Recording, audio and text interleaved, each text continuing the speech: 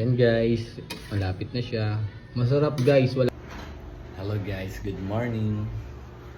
Yan, magtitimpla ako ng kape. Tapos yung dalawa, ayan, kumakain na. Si Caroline tulog pa. Ako magtitimpla ako ng kape.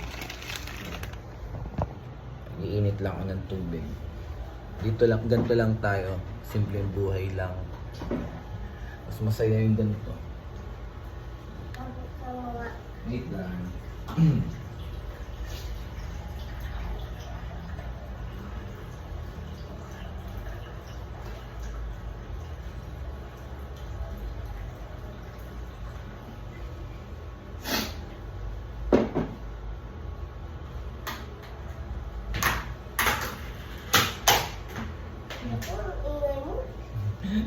Sorry.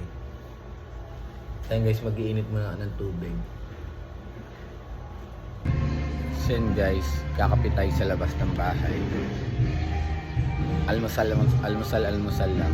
Tapos sa gilid namin dito, simbahan yan ng mga Christian. Kaya tuwing linggo, makakarinig tayo ng simba. Diba? Para na tayo nagsimba. Para na rin tayo nagsimba na.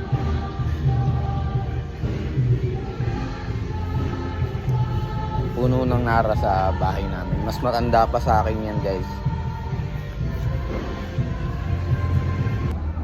So yun guys, ganito lang ginagawa namin pag rest day. Joke lang, maglalaba ako mamaya ng sapatos ko. Kasi yung anak ko kasi may sakit. Hindi malalaban ng asawa ko kasi hindi nagpapabitaw si Caroline kasi masama yung pakiramdam. Ipapa-check up pa namin. Kasi yung dila niya may sumasakit yata sa dila kasi ayun yung nirereklamo ni Caroline. Papa-check up lang ang kuna.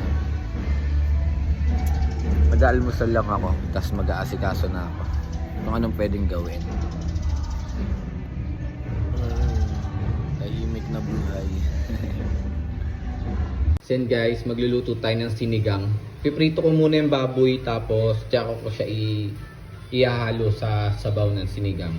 Kasi mas gusto ko yung piniprito muna para may lutong, diba?